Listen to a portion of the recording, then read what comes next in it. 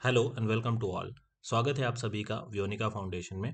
हमारे इस चैनल पर एसएससी जेएचटी से रिलेटेड कोई भी वीडियो पिछले कुछ टाइम से नहीं आया है। उसकी कुछ पर्सनल वजह थी, वो मैं आगे अगर हो सकेगा तो टाइम मिलेगा तो मैं बताऊंगा, बट अभी ज़रूरी नहीं है। आप बस इतना समझ लीजिए कि कुछ पर्सनल प्रॉब्लम थी जिनकी वजह से वीडियोस नहीं आ रहे थे। बट जो भी दिन अब बचे हैं 10 से 15 दिन, उस पे मैं ट्राई करूंगा कि आपके लिए कुछ जो है बेहतर कर पाऊँ। आज के इस वीडियो में हम वाक्य शुद्धि पर बात करने वाले हैं। वाक्य शुद्धि एक ऐसा सेगमेंट है, ऐसा टॉपिक है जो एग्जाम में हमारे सबसे ज़्यादा पूछा जाता है। जो हिंदी का पार्ट है हमारा 100 क्वेश्चंस का, उसमें सबसे ज़्यादा अगर क्वेश्चंस पूछे जाते हैं वो वाक्य शुद्धि से पूछे जाते हैं। तो इस पूरे वीडियो में हम उसी पर बात करने वाले हैं। अगर जो लोग नए हैं तो हमारे टेलीग्राम चैनल को ज्वाइन कर सकते हैं और हमारे चैनल को भी सब्सक्राइब कर सकते हैं। ओके, स्टार्ट करते हैं। वाक्य शुद्धि, वाक्य शुद्धि आप सभी को पता है कि मैं ज़्यादा डेफिनेशन पे नहीं जाऊंगा, आपको सिर्फ कॉन्सेप्चुअल समझना है और वो सीधा एग्जांपल्स पे पहुंचेंगे और क्वेश्चन करेंगे। ठीक है। वाक्य शुद्धि में कुछ नहीं, जैसे कि चार सेंटेंस आपको दे देंगे हिंदी को, ये सबको पता है, मतलब बताने की जरूरत नहीं, बट फिर भी एक ओवरव्यू ले लेते हैं। चार सेंटेंस आपको दे देते हैं ऐसे करके, और चार सेंटेंस में क्या होगा कि चारों सेंटेंस में कुछ ना कुछ गलती होती है, या फिर तीन सेंटेंस गलत होंगे, एक सेंटेंस अच्छा रहता है, मतलब तीन वाक्य आपके गलत लिखे होंगे ए बी सी में, और एक वाक्य आपका गलत लिखा होगा। तीन वाक्य गलत लिखे होंगे, एक वाक्य आपका सही लिखा होता है, तो वो सही वाला वाक्य जो है उसको टिक करना होता है। मतलब एक जो चारों में से एक डिफरेंट है वो आपको सेलेक्ट करना होता है। अगर तीन सही हैं तो एक गलत वाला आपको, और अगर तीन गलत हैं तो एक सही वाला आपको सेलेक्ट करना होता है। इस तरीके से कुछ पैटर्न चलता है, तो आपको ये तो समझ में आ गया होगा। क्वेश्चन जो है वो कैसे आते हैं, क्वेश्चन में मतलब कुछ ना कुछ गलती होगी, जैसे कहीं पर लिंग का गलत प्रयोग कर देंगे, वचन का गलत प्रयोग कर देंगे, सर्वनाम का गलत प्रयोग कर देंगे, तो ऐसी टाइप की कई सारी गलतियां जो है आती हैं। इसके अलावा कई बार क्या होता है, सेंटेंस को आगे पीछे कर देते हैं, जो उनके पद होते हैं, जो जैसे कि सपोज एग्जांपल से समझाता हूँ, जैसे ये अशुद्ध वाक्य एक लिखा हुआ है, यह कैसे संभव हो सकता है। तो ये यह कैसे संभव हो सकता है लिखा हुआ है, तो ये देखेंगे तो इसका जो शब्दों का क्रम है वो तो सही है, लेकिन इसमें क्या है, अनावश्यक शब्द जो हैं मिला दिए हैं। जैसे कि यहाँ पर आप देखेंगे कि यह कैसे संभव हो सकता है, तो ये जो हो सकता है ये जो है एक्स्ट्रा है, इसमें इसकी जरूरत नहीं थी। जो इसका मीनिंग है वो सिर्फ इतने से ही कन्वे हो रहा था कि यह कैसे संभव है। तो इसमें जो एक्स्ट्रा शब्द जोड़ दिया गया है हो सकता है, इसकी जरूरत नहीं थी। ठीक है, तो इस तरह से ये गलत है। एक सेंटेंस और यहाँ पर देखिए, तुम वापस लौट जाओ। तो जब लौट जाने की बात हो रही है तो यहाँ पर वापस और लौट दो दो बार यहाँ पर इनको यूज किया गया है, तो ये क्या हो रहा है, जो है अनावश्यक शब्दों का प्रयोग हो रहा है। तो यहाँ पर लॉट का प्रयोग जो है वो काट देना है, सिर्फ इतने से ही जो है बात का मीनिंग जो है कन्वे हो रहा है। तो वाक्य जो कहना चाह रहा है वो इतने शब्दों में कन्वे हो जा रहा है, मीनिंग कि तुम वापस जाओ, तुम वापस लौट जाओ जो बोल रहे हो, तो लौट नहीं लगाओगे, इतने में ही मीनिंग कन्वे हो रहा है। तो इसलिए अनावश्यक शब्द जो है वो आ रहे हैं, इसकी वजह से ये जो है जो ये वाला वाक्य है ये अशुद्ध है, और जो ये वाला वाक्य है ये शुद्ध है। तो ये तो मोटी मोटी बात हो गई और सबको ये चीज पता है। तो यहाँ पर देखिए, एक बार डेफिनेशन भी पढ़ लीजिए कि वाक्य प्रयोग में कई बार असावधानी या अज्ञानतावश कुछ त्रुटियां होती हैं। जब किसी वाक्य में अनावश्यक शब्दों को हटाकर वाक्य की रचना को ठीक करके उसे शुद्ध रूप में लिखा जाता है तो इसे वाक्य शुद्धि कहते हैं। ठीक है, जो भी कोई गलती हुई है, लिंग में गलती हो गई है, वचन में गलती हो गई है, कुछ भी उसको ठीक किया जाता है, या फिर उसके क्रम में कोई गलती हो गई है उसको ठीक किया जाता है, या फिर एक्स्ट्रा या अनावश्यक शब्द यूज हो गए हैं उनको जो है ठीक करके किया जाता है, उसे वाक्य शुद्धि कहते हैं। अब ये त्रुटियां क्या क्या होती हैं, अनावश्यक शब्द जो है वो इसमें जुड़ जाते हैं, जैसे कि मैंने अभी आपको यहाँ पे एग्जांपल में बताया। अनुपयुक्त प्रयोग हो जाता है, जैसे कि वहां पर कुछ और होना चाहिए था लेकिन कुछ और उसकी जगह लिख दिया जाता है। आगे आगे अभी हम जब वाक्य देखेंगे उनमें पता चलेगा। लिंग का प्रयोग, वचन का, संज्ञा का, सर्वनाम का, विशेषण का, ऐसे जो है गलत लिंग वचन प्रयोग कर दिए जाते हैं। कहीं पर एक वचन होगा लेकिन वहां पे बहुवचन का क्रिया लगा दी जाएगी, सर्वनाम कुछ लगाना होगा, कुछ और होगा, विशेषण कुछ और होगा, इस तरह से बहुत सारी गलतियां हो जाती हैं। तो यहाँ पर क्या होता है, ये गलतियां होती हैं। ठीक है, तो इनको जो है यहाँ पर करेक्ट करेंगे। तो आगे बढ़ते हैं। ये वाला वाक्य के जो अंग या अव्यय वाला जो ये भाग है, इसको थोड़ा सा आपको समझने की जरूरत है। यदि आपको बहुत अच्छे से वाक्य शुद्धि आता है तब भी, और नहीं आता है तब भी, ये आपको समझने की बहुत जरूरत है। तो सबसे पहले मैं आपको बता दूं कि वाक्य के दो अंग होते हैं। कोई भी सेंटेंस होता है उसके दो पार्ट होते हैं। कौन कौन से? उद्देश्य, और दूसरा वाला जो होता है वो विधेय। अभी इसको आप समझिए, और आपको सच में आगे जो सेंटेंस आप करेंगे, जब वो करेक्ट करेंगे वाक्यों को, तो आपको समझ में आएगा कि हाँ यार, इसको इसकी जरूरत थी समझने की। ठीक है, तो इसको आपको ऐसे इग्नोर नहीं करना है, इसको आप सुनिए। वाक्य में जिस विषय या वस्तु के बारे में बताया जाता है उसे उद्देश्य कहते हैं। ठीक है, जैसे कोई भी एक वाक्य होगा, उस वाक्य में जिस बारे में बात की जा रही होगी उसे क्या कहते हैं? हम उद्देश्य कहते हैं। इसे बेसिकली कर्ता भी कहा जाता है, तो ध्यान रखिएगा, कर्ता। तो अब इसको मैं क्यों समझाना चाह रहा था? इसको इसलिए समझाना चाह रहा था कि मतलब जिस बारे में बात हो रही, जैसे कई बार कंफ्यूजन हो जाता है कि यार कर्ता कौन सा है इसमें। तो कर्ता वो है जिसके बारे में बात की जा रही है। ठीक है, जिस वस्तु के बारे में बात की जा रही है, जिस व्यक्ति के बारे में बात की जा रही है, वो जिस विषय में बात की जा रही है, वो जो मेन टॉपिक होता है वो होता है आपका कर्ता।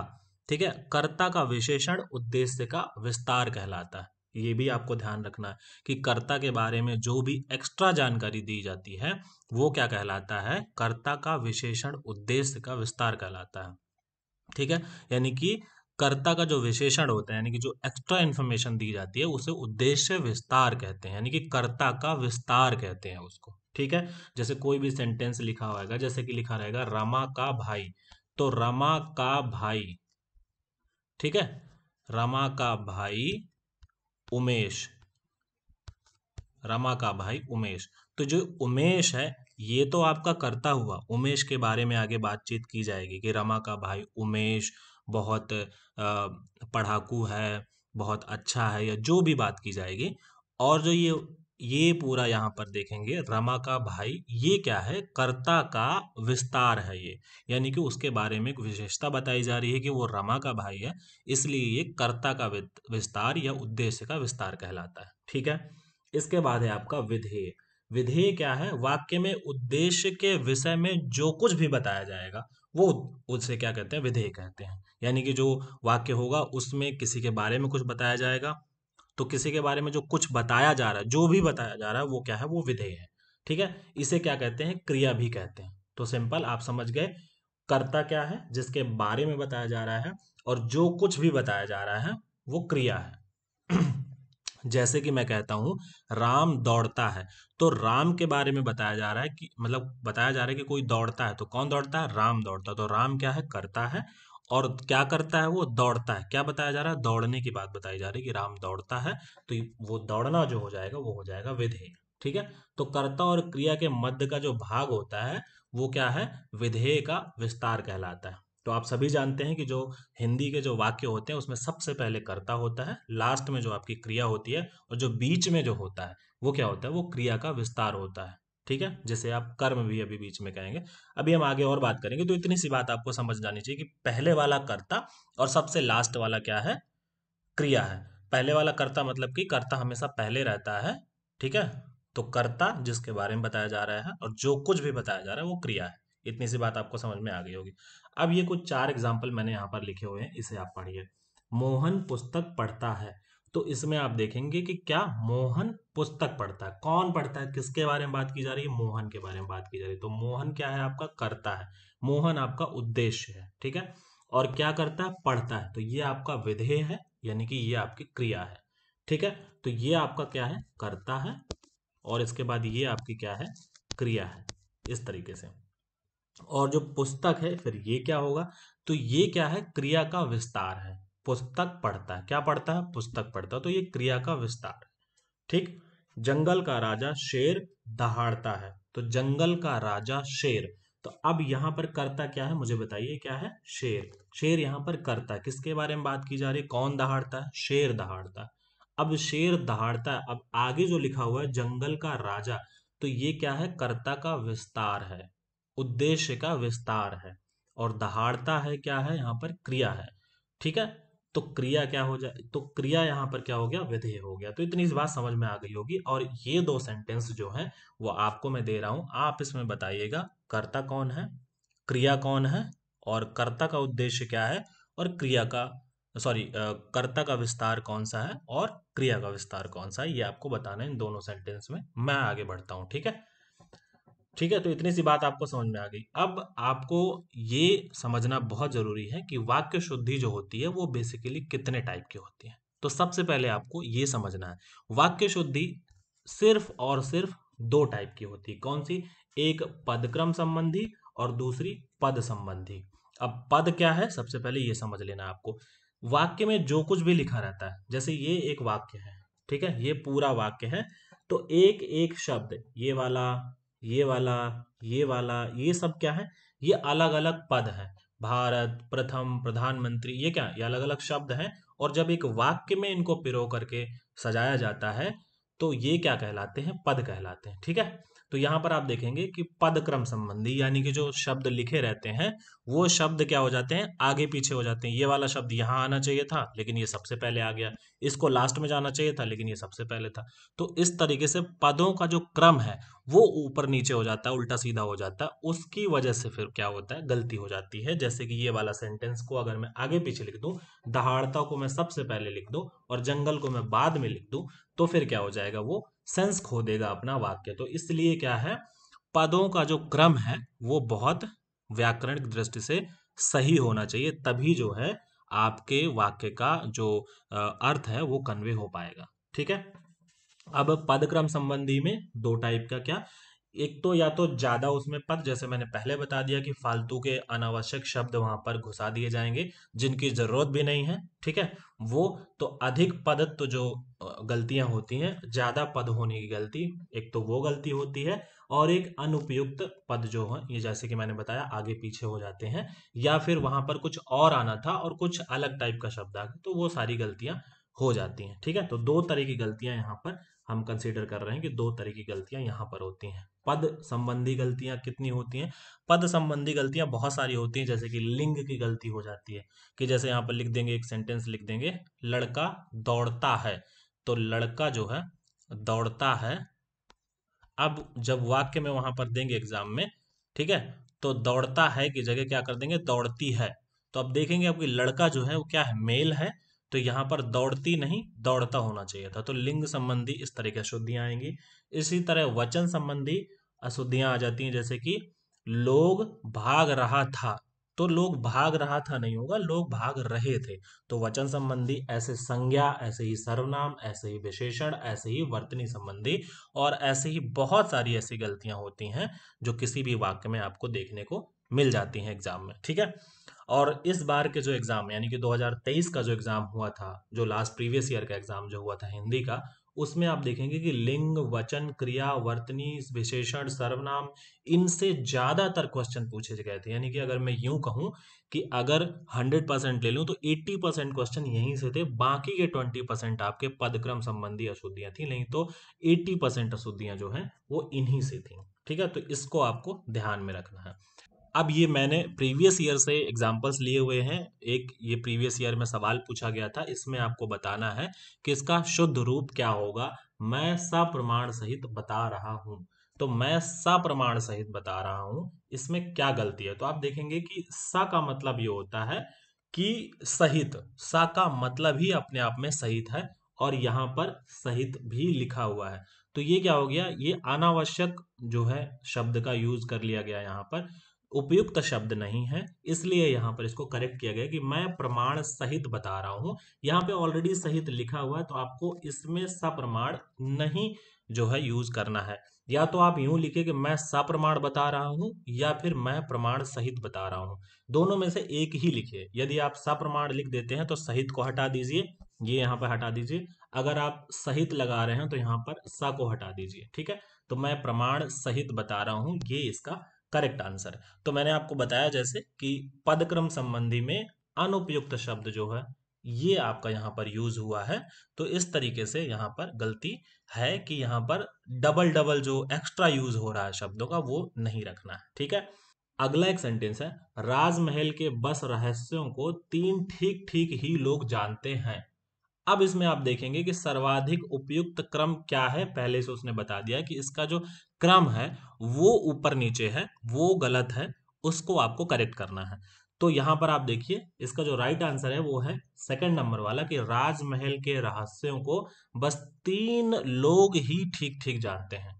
तो ये इसका करेक्ट क्रम है और ये क्रम कैसे ठीक करना है ये मैं अभी आपको बताऊंगा आगे कि कैसे पता चला हमको कि ये जो बस है ये कैसे आगे पहुंच गया और ये किस तरीके से ठीक होगा ये हम अभी आगे देखेंगे। ठीक है, तो सिर्फ और सिर्फ ये जो बस है इसको उठा करके कहां पर कर दिया है, यहां पर ये राजमहल के रहस्यों को बस 3 ठीक ठीक लोग जो है वो जानते हैं।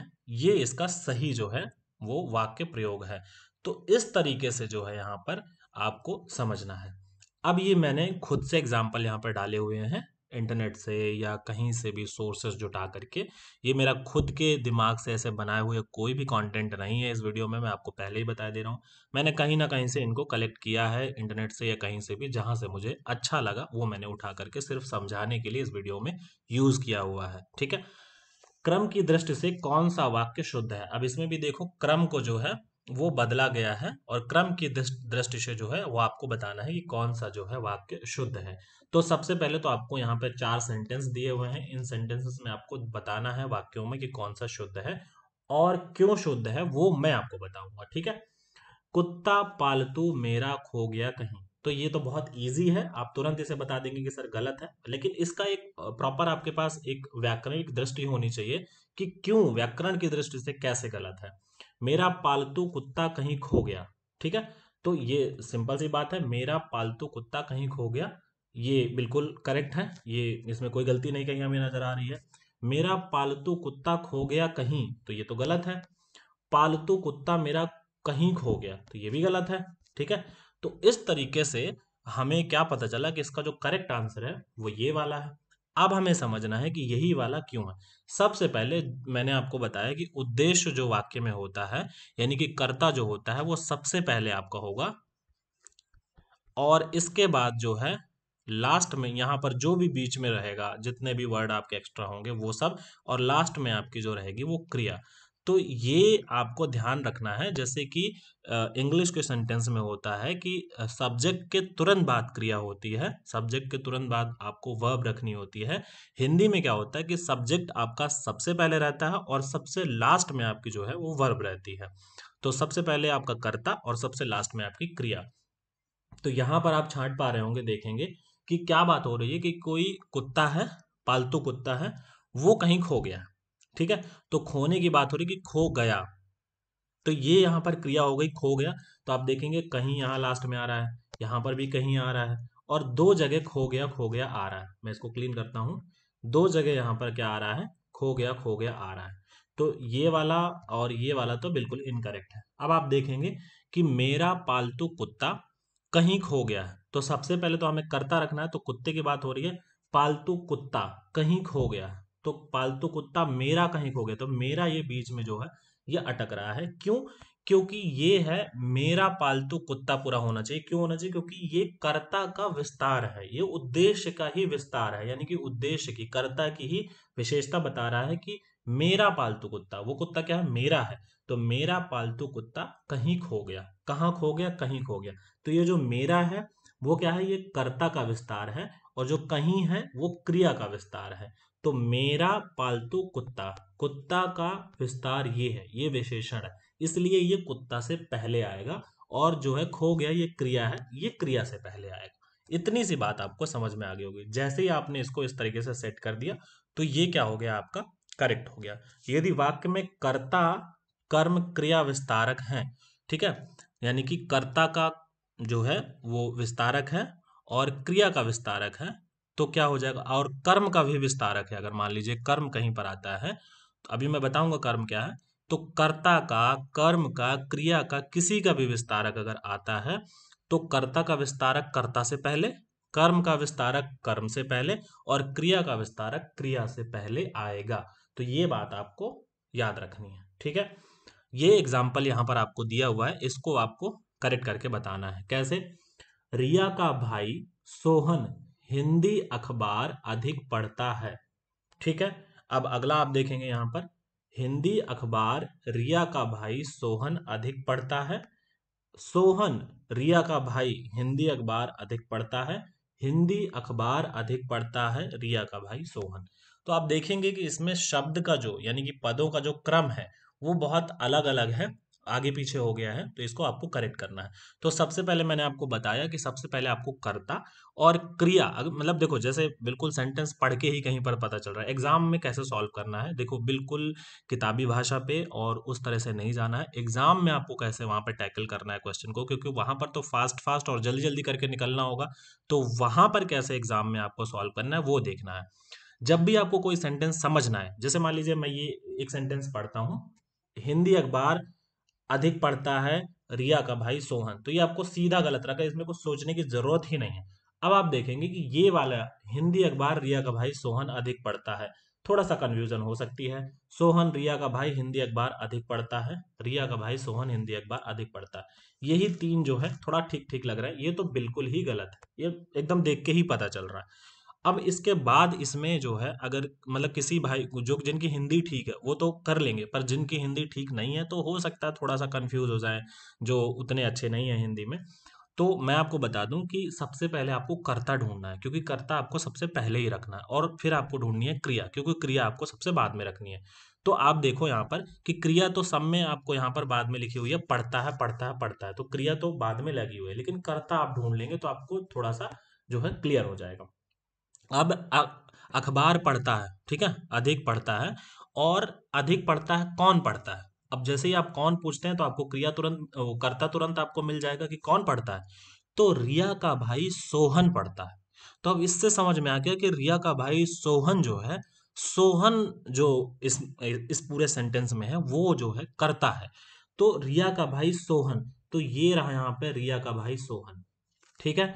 तो अब यहाँ पर हिंदी अखबार, तो ये तो बिल्कुल गलत है। इसके बाद सोहन जो कि रिया का भाई है, अब ये दो यहाँ पे भी कंफ्यूजन हो सकती है किसी किसी को।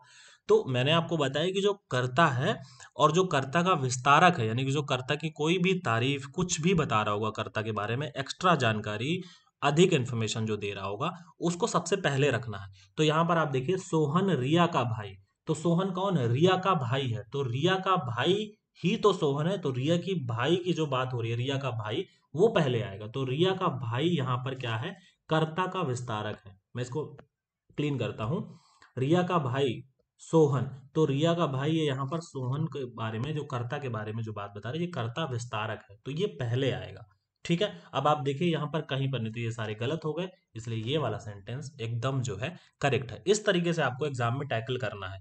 मैंने आपको क्या बताया, जैसे ही आपको कोई भी सेंटेंस दिखे आपको फटाफट क्या देखना है कि इसमें क्रिया सबसे लास्ट में कौन कौन से सेंटेंस में ठीक ठाक दी हुई है। अगर सब में दी हुई है तो आपको तुरंत कर्ता ढूंढना कि कर्ता कौन सा। जैसे ही आप कौन का जवाब पाएंगे आप तुरंत पाएंगे कि यहाँ पर जो है कौन का जवाब ये आ रहा है, तो इसको सबसे पहले रखना है। और कौन का कोई तारीफ करने वाला है, मतलब कौन के बारे में कोई ज्यादा जानकारी दे रहा है ना, जैसे कि नीली गाय, काला घोड़ा, सफेद हाथी, ऐसा कुछ भी मतलब दिया हुआ है, तो हाथी से पहले सफेद आएगा, काला जो है घोड़ा से पहले आएगा, गाय से पहले नीली गाय आएगा, तो नीला आएगा सबसे पहले। तो इस तरीके से जो है जिसके बारे में विशेषण जो है वो क्या आ जाएगा, कर्ता से पहले आ जाएगा, ठीक है। और बीच में फिर जो आएगा कर्म, तो कर्म का विस्तारक होगा, तो कर्म का विस्तारक कर्म से पहले, क्रिया का कोई विस्तारक है तो वो क्रिया से पहले, इस तरीके से सजाना है। अभी और देखेंगे लास्ट तक, बिल्कुल अभी इस वीडियो में आप बने रहिए, आपको एकदम क्लियर हो जाएगा सारा कुछ। तो एक चीज क्लियर हो गई कि सेंटेंस में किस तरीके से अगर आगे पीछे हो रहा है सेंटेंस तो है उसको कैसे करना है, ठीक है। अब आगे बात करते हैं। ये चार सेंटेंस दिए हुए हैं, इसमें मैं कुछ बताना चाह रहा हूँ, तो इसलिए मैंने इनको चार को दिया हुआ है। अभी आप इनको ध्यान से पढ़िए, देखिए कौन सा वाला गलत है, फिर मैं आपको बताऊंगा कि आगे मैंने इसमें क्या समझाया आपको। सीता ने चारा गाय को खिलाया, सीता ने गाय को चारा खिलाया, गाय को सीता ने चारा खिलाया, या गाय को चारा सीता ने खिलाया। अब आप देखिए कि चारा खिलाने की बात हो रही है, तो खिलाया खिलाया तो सब में बाद में, ठीक है। अब यहाँ पर सीधा आपको क्या ढूंढना है, कर्ता ढूंढना है। तो आप देखिए सीता ने चारा गाय को खिलाया, अब किसकी बात हो रही, किसके बारे में बात की जा रही है। अब आप सीधी सी बात करिए कि सीता के बारे में बात कीजिए कि सीता ने कोई काम किया, ठीक है। कौन खिला रहा है, सीता खिला रही है, ठीक है। तो सीता यहाँ पर क्या है, करता है, सीधी सी बात है। तो अब आपको क्या, सीता करता, तो सीता तो सबसे पहले आनी चाहिए, तो ये गाय यहाँ पर सबसे पहले, काटो इसको, ठीक है। यहाँ पे भी गाय, काटो इसे। अब बचे दो सेंटेंस यहाँ पर हमारे, ठीक। अब यहाँ पर कंफ्यूजन हो सकती थी, देखो मैं क्लियर कर देता हूँ। यहाँ पर गाय को सीता ने चारा खिलाया, बहुत सारे लोग इसको भी करेक्ट कर सकते थे, ठीक है। सीता ने गाय को चारा खिलाया, कुछ लोग इसको भी करेक्ट करेंगे, ठीक है ना। और सीता ने चारा गाय को खिलाया, कुछ लोग इसको भी करेक्ट करेंगे। तो इसको हमें क्या करना है, ये चीज हमें ध्यान में रखनी है कि कौन सा सेंटेंस हमें कैसे करेक्ट करना है। तो सबसे पहले कर्ता, तो सीता ने खिलाया है, किसने खिलाया, सीता ने, तो सीता ने जो है हमारा पहले होगा। और खिलाया है, क्या खिलाया, चारा खिलाया, तो चारा खिलाने की बात हो रही है, तो चारा हमारा खिलाने से तुरंत पहले होगा, ठीक है। तो यहाँ पर चारा हमारा खिलाने से तुरंत पहले, तो सीता ने और किसको खिलाया, गाय को खिलाया, तो सीता ने गाय को चारा खिलाया, ये तुरंत इस खिलाने से पहले होगा चारा। तो इस तरीके से हमें पता चल गया कि ये 2 नंबर का जो सेंटेंस है ये बिल्कुल जो है करेक्ट है, ठीक है। अब मैं इसको समझा भी देता हूँ कि इसमें मैं क्या है समझा रहा था। अब इस सेंटेंस में क्या समझाना, यदि वाक्य में द्विकर्मक क्रिया है तो गौड़ कर्म पहले और मुख्य कर्म जो है वो बाद में आता है, ठीक है। तो गौड़ कर्म और मुख्य कर्म में फर्क आपको समझना पड़ेगा। मुख्य कर्म में कि मेन बात, मेन काम जो है वो उसमें क्या हो रहा है वाक्य में, तो मेन काम जो हो रहा है वो चारा खिलाने का काम हो रहा है, तो मुख्य कर्म बाद में आएगा और गौड़ कर्म पहले आएगा। तो यानी कि सीता कोई काम कर रही है और चारा खिलाने का काम कर रही है, तो चारा उसने खिलाया ये बाद में आएगा, और सीता ने ये तो पहले आ ही गया, और क्या खिला रही, किसको खिला रही है, गाय को खिला रही है, तो ये पहले आएगा क्योंकि ये गौड़ कर्म है, ठीक है। तो देखो, अगर आप व्याकरणिक दृष्टि से देखेंगे तो ये बहुत टेक्निकल है, लेकिन जैसा मैंने आपको बताया अगर उस तरीके से देखेंगे आपका कोई भी सेंटेंस गलत नहीं होने वाला है। इस वीडियो को आप पूरा देखिए, मैं आपको बहुत अच्छे से समझा दूंगा, ठीक है। आगे देखते हैं। अब ये मैंने आपको एक बड़ा सा सेंटेंस दिया है, अब इसमें आप इसको करेक्ट करिए, कौन सा गौड़ कर्म है, कौन सा मुख्य कर्म है, इसको आपको छांटना है। और आपको वीडियो को पॉज करके आपको खुद से पहले इस सेंटेंस को करेक्ट करना है, वाक्य आपका करेक्ट करके आंसर करना है, फिर वीडियो को प्ले करिएगा, फिर बताइएगा कि आपका सही था या नहीं सही था, ठीक है।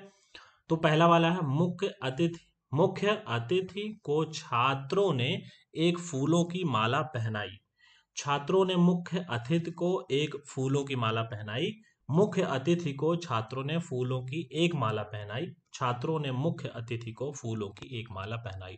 अब तो ये बड़ा कंफ्यूजन है कि कौन सा कौन पहले आएगा। अगर बिल्कुल समझ में ना आए, कुछ भी कहीं पर किसी भी वाक्य में आप लोग कंफ्यूज हो जाइए, आपको सीधी सी बात, कुछ नहीं ढूंढना है, सबसे पहले आपको क्रिया ढूंढनी है कि क्या काम हो रहा है, उस पर क्या क्रिया हो रही है।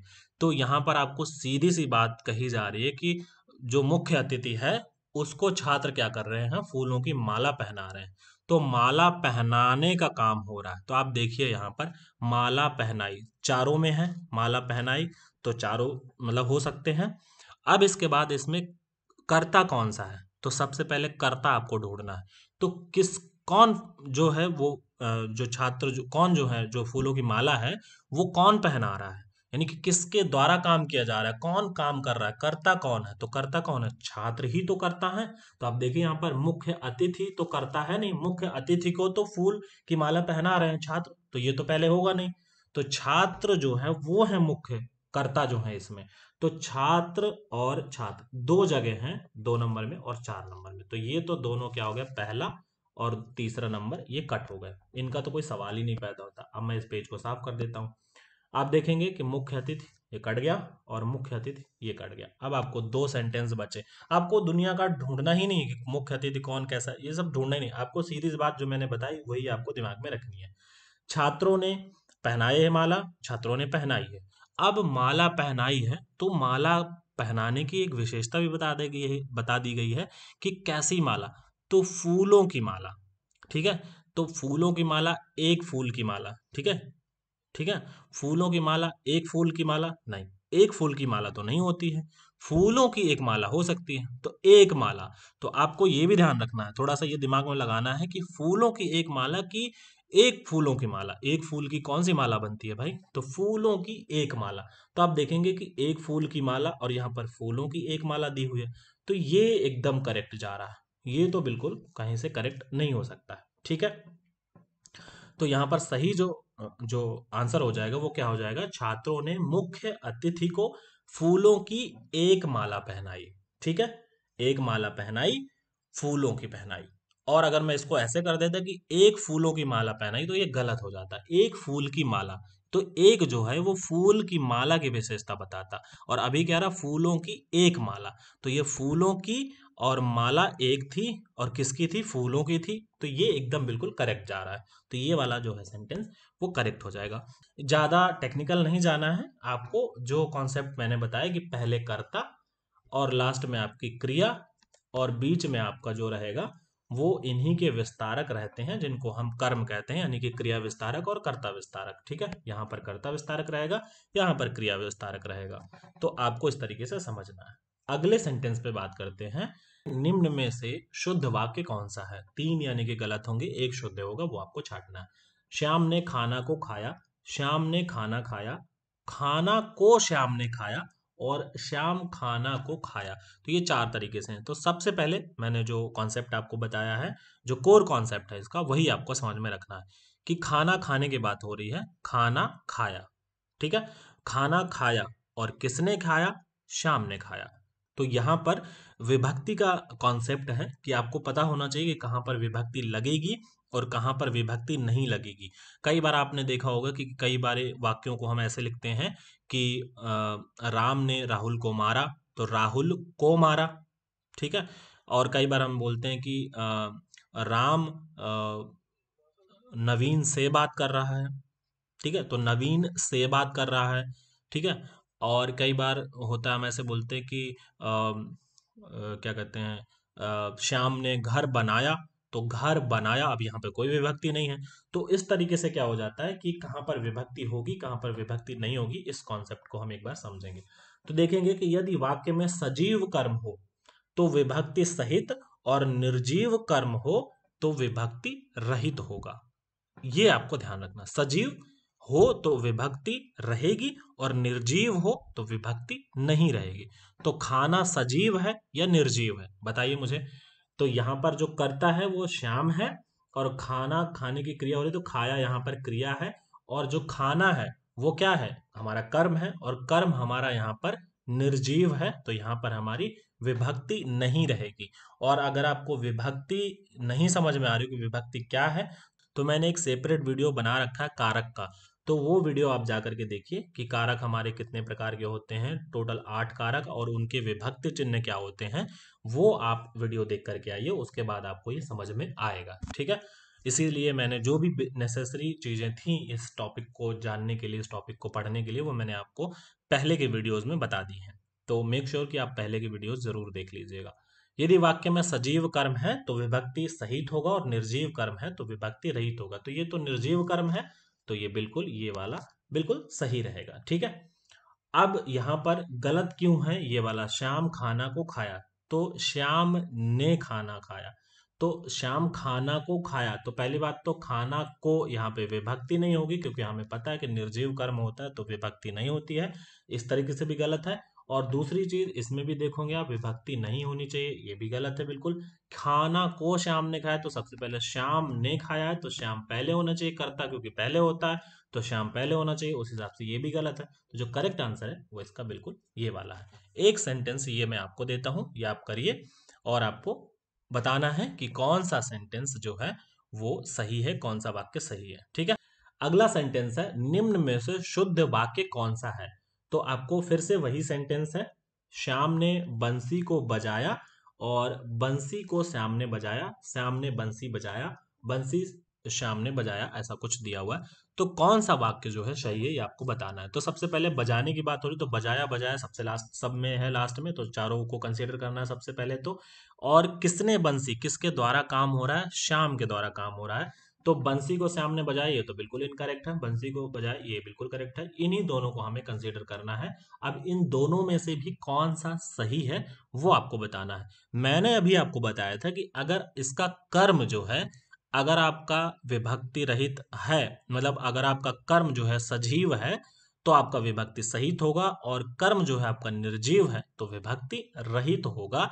लेकिन यहाँ पर एक एक्सेप्शन मैं आपको बताना चाहता हूँ कि यदि आपका कर्म जो है वो बजाना या बढ़ाना है, दो ही सिर्फ ध्यान रखना, ये बिल्कुल नोट कर लीजिए ये बात, यहाँ पे मैंने लिखी हुई है, बजाना और बढ़ाना, ये बिल्कुल आप कॉपी में दिमाग में छाप लीजिए कि किसी भी वाक्य में बजाना और बढ़ाना क्रिया आए तो कैसा भी कर्म हो, चाहे सजीव हो या फिर निर्जीव हो, कैसा भी कर्म हो, आपको जो है विभक्ति सहित ही लिखना है। ठीक है। तो यहां पर आप देखिए कि बजाना क्रिया आ रही है, तो हमें अपना कर्म जो है वो विभक्ति सहित लिखना है। तो हमने दो सेंटेंस को, इसको और इसको कंसीडर किया है कि यही दोनों सही है, इतना पता है, इन्हीं दोनों में से छांटना है। श्याम ने बंसी को बजाया या श्याम ने बंसी बजाया, ठीक है। तो बंसी बजाया नहीं होगा, क्योंकि हमारा बजाना और बढ़ाना क्रिया अगर कहीं पर आ जाता है तो कर्म कैसा भी हो, चाहे सजीव हो या फिर निर्जीव हो, हमें विभक्ति सहित ही लिखना है। इसलिए यहाँ पर बजाया, बजाने की बात हो रही है, तो यहाँ पर जो कर्म है हमारा वो विभक्ति सहित होगा। श्याम ने बंसी को बजाया, ये बिल्कुल एकदम करेक्ट वाक्य है। ये बस बात आपको ध्यान रखनी है, बाकी सब कुछ वैसा का वैसा ही है, ठीक है। कोई भी आपका कर्म आए, सिर्फ बजाना बढ़ाना क्रिया अगर आपको दिख जाती है तो फिर आपको विभक्ति सहित लिखना है कर्म को। और अगर बजाना बढ़ाना के अलावा कुछ भी क्रिया हो तो आपको देखना है कि जो हमारा कर्म है वो सजीव है कि निर्जीव है। अगर सजीव है तो विभक्ति सहित, निर्जीव है तो विभक्ति रहित, ठीक है। इतना ध्यान रखना। अब ये वाक्य आप देखिए कि शाम तक राम दिल्ली पहुंच जाएगा। अब इस सेंटेंस में मैं आपको एक नई चीज बताना चाहता हूं, तो इसे भी आप पढ़िए। अब सेम कॉन्सेप्ट हर जगह अप्लाई करना है जो मैंने आपको बताना है, ठीक है। तो क्या क्रिया हो रही है इसमें, कहीं पहुंचने की क्रिया हो रही है, तो पहुंच जाएगा कंसीडर कर सकते हैं। तक जाएगा गलत, बिल्कुल नहीं हो सकता। पहुंच जाएगा कंसीडर कर सकते हैं, पहुंच जाएगा कंसीडर कर सकते हैं। तो सेकंड नंबर वाला तो बिल्कुल कट गया, ठीक है। अब कौन पहुंच जाएगा, कर्ता कौन है इसमें, तो इसमें कर्ता जो है वो राम है, तो राम जो है पहुंच जाएगा। शाम तक ये बिल्कुल गलत हो जाएगा, क्योंकि शाम को पहले, क्योंकि राम को तो पहले रखना पड़ेगा क्योंकि वही करता है। तो राम जो है पहुंच जाएगा। अब पहुंच जाएगा, कहाँ पहुंच जाएगा, दिल्ली पहुंच जाएगा। तो दिल्ली जो है वो क्या है, विस्तार है पहुंच जाने का, तो दिल्ली उसके जस्ट पहले रहेगा। और शाम तक पहुंच जाएगा, तो शाम तक दिल्ली पहुंच जाएगा। तो राम शाम तक दिल्ली पहुंच जाएगा। या फिर ये होगा राम दिल्ली शाम तक पहुंच जाएगा, नहीं, राम शाम तक दिल्ली पहुंच जाएगा। अब आप में से बहुत सारे लोग कहेंगे कि ये भी तो हो सकता है कि राम दिल्ली शाम तक पहुंच जाएगा, हम ऐसा भी तो बोलते हैं। लेकिन नहीं, इसका व्याकरण की दृष्टि से जो सही आंसर है वो ये है। और वो मैं आपको बता देता हूं, जब भी कहीं पर आपको कर्म, दो कर्म आ जाए और कहीं पर स्थान और समय का जिक्र हो रहा हो, तो समय को हम पहले रखते हैं और स्थान को बाद में रखते हैं। तो यहां पर आप देखिए समय कहां पर है, शाम तक, तो इसको पहले रखेंगे और जो स्थान है दिल्ली उसको हम बाद में रखेंगे, ठीक है। यहां पर आप नोट कर लीजिए कि यदि वाक्य में स्थानवाचक क्रिया विशेषण व कालवाचक क्रिया विशेषण आता है तो वाक्य में पहले कालवाचक उसके बाद स्थानवाचक क्रिया विशेषण लिखा जाएगा। तो स्थानवाचक क्रिया विशेषण दिल्ली है, दिल्ली पहुंच जाएगा। और कब तक पहुंच जाएगा, शाम तक पहुंच जाएगा। तो शाम तक पहले आएगा क्योंकि काल है, ये समय बता रहा है, और दिल्ली स्थान बता रहा है, इसलिए दिल्ली को बाद में लिखेंगे। इतनी सी बात आपको समझ में आ गई होगी। अब एक बड़ा सा सेंटेंस यहाँ पर दिया हुआ है, इसको आपको पढ़ना है और समझना है। इसमें मैं आपको कुछ बताना चाहता हूं, इसलिए मैं इसको यहाँ पर आपको सीधा एक्सप्लेन करूंगा पहले, इसके बाद आप सेंटेंस को बनाइएगा। मैं बताऊंगा आपको बना के, और आप यदि बनाना चाहते हैं इसको तो पॉज करके वीडियो को आप खुद से बना सकते हैं। देखिए, आप लोगों ने कारक जो है सबने पढ़े होंगे। कर्ता ने, कर्म को, करण से, ये सारे कारक जो है आठों कारक आपने पढ़े होंगे। तो इनका क्रम जो है वो आपको याद होना चाहिए कि कर्ता ने पहले आता है, फिर कर्म को दूसरे नंबर पर, करण से, ठीक है, संप्रदान के लिए। इस तरह से आपको अपादान से अलग होने पर, संबंध काके की, अधिकरण में पर, और संबोधन हेयर, इस तरह से आपको याद होना चाहिए। और अगर ये आपको याद नहीं है तो मैंने आपको जैसा बताया कि वीडियो जा करके देखिए, मैंने सेपरेट वीडियो बनाया है कारक पर। तो मैं आपको कॉन्सेप्ट बताता हूँ इसका। जैसे कि कहीं पर ऐसा हो जाता है कि कई सारे जो है वो कारक चिन्ह आपको देखने के मिलते हैं किसी सेंटेंस में, ठीक है। तो आपको कारक और विभक्ति जो है वो कैसे सेट करना है वो आपको बता देता हूं मैं। तो जहां पर भी आपको कारक के विभक्ति चिन्ह जो मिलते हैं आपको, वो विभक्ति चिन्ह को किस तरीके से संजोना है पूरे सेंटेंस में। सेंटेंस देखिए, लिखा हुआ कि प्रतिदिन राधा बाजार घर से सब्जी खरीदने के लिए कार से जाती है। अब यहां पर आगे एक सेंटेंस लिखा हुआ है कि राधा प्रतिदिन बाजार घर से सब्जी खरीदने के लिए कार से जाती है। सब्जी खरीदने के लिए राधा प्रतिदिन बाजार घर से कार से जाती है।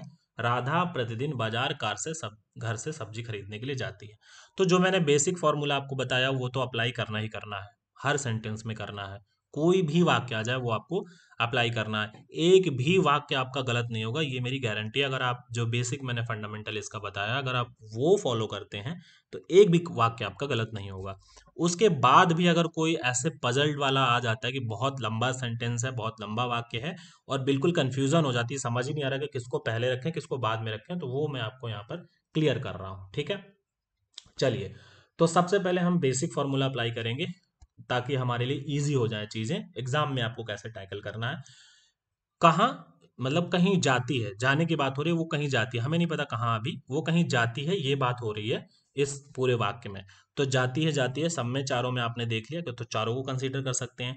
अब आपको देखना है कि कौन जाती है भाई। ठीक है, तो आपको पता है कि राधा जाती है, तो राधा जाती है तो राधा आपका जो है पहले होना चाहिए। तो राधा हमारे में कौन कौन से में पहले है, तो राधा इसमें पहले है और राधा इसमें पहले है। तो ये वाला हमारा गलत हो गया और ये वाला हमारा गलत हो गया। सीधी सी बात है, हमने तुरंत एलिमिनेट कर दिया। अब बचे दो, अब हमें दो में ही छांटना है। राधा प्रतिदिन बाजार घर से सब्जी खरीदने के लिए कार से जाती है या राधा प्रतिदिन बाजार कार से घर से सब्जी खरीदने के लिए जाती है। अब इसमें किसको कौन से पहले रखें ये बात आपको कंफ्यूज कर रही होगी। तो बेसिक कॉन्सेप्ट जो है हमारा उस पर एक बार बता देता हूँ, बेसिक कॉन्सेप्ट, उसके बाद फिर हम इसको थोड़ा सा समझेंगे कि व्याकरणिक दृष्टि से कैसे, व्याकरण में कैसे हमको करना है, अगर बहुत ज्यादा कंफ्यूजन हो जाए तो व्याकरण से कैसे चलना है। पहले तो बेसिक जो है वो, तो यहाँ पर दिया हुआ है कि कार से जाती है और यहाँ पर दिया हुआ कि खरीदने के लिए जाती है।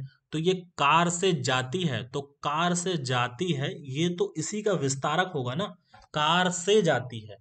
अब वो किस लिए जाती है, कहाँ जाती है, वो बात की बात है, लेकिन कार से जाती है सबसे बड़ा तो पहले यही है ना, क्रिया का विस्तारक, क्रिया की का विशेषण, तो क्रिया विशेषण को हम क्रिया से जस्ट पहले रखेंगे ना। तो कार से जाती है, तो ये क्रिया का विस्तारक है, तो इसका जो करेक्ट आंसर हो जाएगा वो ये हो जाएगा। ठीक है, कार से जाती है। इसके बाद हम व्याकरणिक दृष्टि से एक बार इसको देख लेते हैं कि कौन सा जो है वो करेक्ट होगा।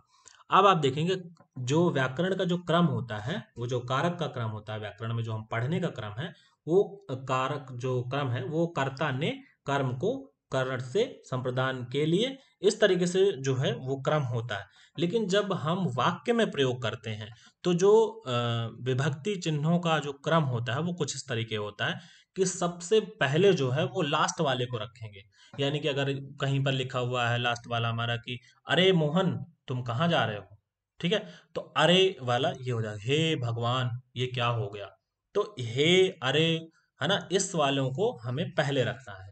ठीक है, उसके बाद हमें सबसे पहले नंबर वाले को रखना है। सबसे आखिरी क्रम क्या रहेगा, सबसे आखिरी वाला 8 नंबर, फिर उसके बाद सबसे पहला फर्स्ट नंबर। तो आखिरी और पहले को पहले ही रख देना है और उसके बाद फिर हमें क्या डिक्रीजिंग ऑर्डर में रखना है, यानी कि डिसेंडिंग ऑर्डर में 7 6 5 4 3 2 और लास्ट में हमारी क्रिया रहेगी।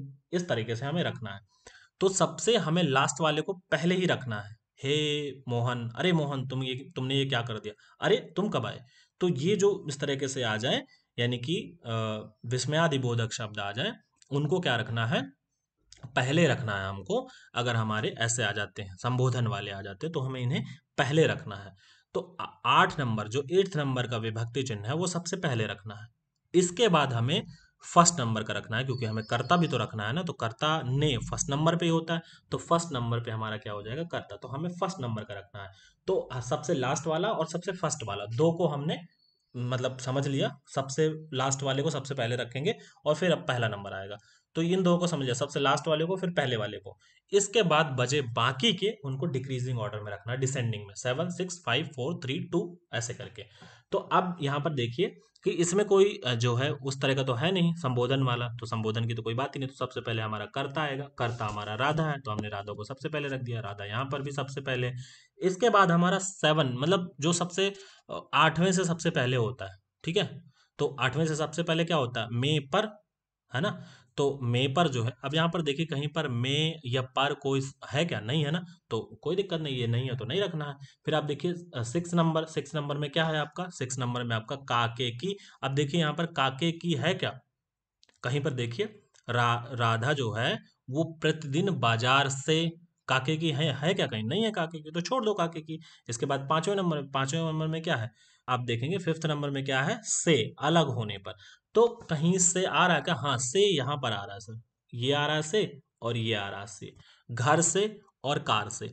तो से तो ये अलग होने का सेंस है ना, अलग होने का सेंस है ना से। तो ये वाला से तो सर के द्वारा का सेंस है, मतलब कार द्वारा जाती है ना बाजार, या कार से जाती है का मतलब ये थोड़े होगा कि कार से अलग होके जाती है, वो तो घर से अलग हो रही है ना, अलग होने का सेंस घर से है और द्वारा का सेंस ये वाले से है। तो आप देखेंगे कि पहले ये वाला आएगा घर से, तो घर से पहले आएगा, ठीक है, और कार से जो है वो बाद में आएगा। ये बात आपको समझनी चाहिए, क्योंकि ये इसके जो है ये वाला जो है 3 नंबर का, ये जो है 5 से बाद में आता है, ठीक है। तो ये घर से जाती है ये पहले लिखा जाएगा, और कार से जाती है ये बाद में लिखा जाएगा। तो ये आपको कॉन्सेप्ट क्लियर हो जाना चाहिए, ठीक है। तो उम्मीद है कि मैं क्या समझाने की कोशिश कर रहा हूँ ये आपको समझ में आ गया होगा। ये क्रम आपको याद कर लेना। फिर से मैं एक बार इसको समराइज कर देता हूँ कि अगर इतना बड़ा सेंटेंस आ जाता है जिसमें बहुत सारे विभक्ति चिन्ह होते हैं, तो अगर कोई ऐसा विभक्ति चिन्ह है जिसमें अरे मोहन तुम कब आए, अरे ये तुमने क्या कर दिया, तो इस तरीके का अगर आता है कुछ, तो अरे को सबसे पहले रखना है। फिर हमारा कर्ता पहले नंबर पे रहेगा ही रहेगा। फिर विभक्ति चिन्हों का प्रयोग हमें करना है, तो विभक्ति चिन्हों का जो क्रम रहेगा वो क्या रहेगा, 7 6 5 4 3 2, ऐसे उल्टा रहेगा, मतलब बढ़ते से घटते के क्रम में। यानी कि आपका ये 7 लास्ट वाला में और पर, ये अगर विभक्ति चिन्ह कहीं पर है तो ये कर्ता के बाद रहेगा, और कहीं पर काके की वाला आ रहा है तो ये क्या रहेगा, ये इसके बाद इसका क्रम आएगा, तो पहले ये आएगा, मतलब ये ऐसा उल्टा चलेगा, ठीक है। तो पहले ये आएगा, फिर ये आएगा, फिर ये आएगा, फिर ये आएगा, फिर ये आएगा, और फिर ये आएगा, और फिर ये वाला तो आ ही चुका है। तो आठवां और पहले नंबर का उसको हटा ही देना है, ठीक है। आठवां और पहले नंबर को इसको इसमें रखना ही नहीं है कम, इन सब में जितने भी ये हैं, तो इनका जो क्रम रहेगा वो 7 6 5 4 3 2 1 ऐसा रहेगा। समझ गया, उम्मीद है आपको समझ में आ गया होगा। तो इसलिए यहाँ पर हमारा जो करेक्ट सेंटेंस हो जाता है इनमें, वो हो जाता है सेकंड नंबर वाला, ठीक है। इसके बाद आता है एक एग्जाम्पल यहाँ पर, उसको आपको खुद से देख करके करेक्ट करना है। इसके बाद हम इसको आप करिए खुद से पॉज करके वीडियो को, और मुझे कमेंट बॉक्स में लिखिएगा कि कौन सा वाला जो है करेक्ट ऑर्डर है, करेक्ट आंसर है, ठीक है। मैं आगे बढ़ता हूँ, कुछ जो जरूरी बातें हैं 3 4 वो मुझे और बतानी है, जो एग्जाम्पल के थ्रू बताऊंगा यहाँ पर, लेकिन उस तरह से ऑब्जेक्टिव टाइप नहीं बना पाया मैं उनका, तो मैंने यहाँ पर आपको इजी तरीके से बताने की कोशिश की है। यदि वाक्य में संबंध सूचक, विस्मयादि बोधक अव्यय हो तो सबसे पहले इनका प्रयोग किया जाएगा। मैंने लास्ट वाले ही वाक्य में बता दिया कि अगर कहीं पर भी आता हाय मैं मर गई, अरे तुम कब आए, अरे ये तुमने क्या कर दिया, इस तरह का कुछ भी आता है संबंध विस्मयादि बोधक और संबंध सूचक, तो इसमें क्या करना है आपको, ये पहले रखना है। ना या नहीं नकारात्मक अर्थ में प्रयोग किया है, तो वो क्या है, क्रिया से पहले होगा इसका। जैसे कि राधा क्षमा नहीं मांगेगी, तो ये क्रिया से पहले आएगा। मैं तुमसे नहीं बोलूंगा, ये क्रिया से जस्ट पहले आएगा, ठीक है। ये आपको इतनी सी बात ध्यान रखनी है। प्रश्नवाचक वाक्य का जवाब हाँ या नहीं हो तो वाक्य के प्रारंभ में क्या लगेगा। जैसे यहाँ पर एक सेंटेंस है, क्या तुमने खाना खाया, तो सिंपल सवाल है, अब मैं इसमें कहूंगा हाँ या ना, दो ही तो कहूंगा। तो अगर हाँ ना में जवाब है तो क्या पहले ही लिखेंगे, क्या तुमने ठीक, क्या तुम ठीक हो, तो यहां पर देखो कि क्या जो है पहले ही लगाया जा रहा है, क्योंकि हाँ ना में जवाब है, मैं कहूंगा हाँ ठीक हूं या फिर ना, तो हाँ या ना ऐसे, तो यहाँ पर क्या पहले आ जाएगा। अगर मैं इसको ऐसे बोल देता कि तुम कैसे हो, है ना, तुम कैसे हो, तो कैसा हूं हाँ या ना, ये तो नहीं बोलूंगा ना, मैं बोलूंगा कि अच्छा हूं, बुरा हूं, जो भी है वो मैं बोलूंगा, हाँ या ना नहीं बोलूंगा। ऐसे बोलूंगा, कोई पूछता है मुझसे तुम कैसे हो, हाँ, ये तो कोई जवाब नहीं हुआ ना।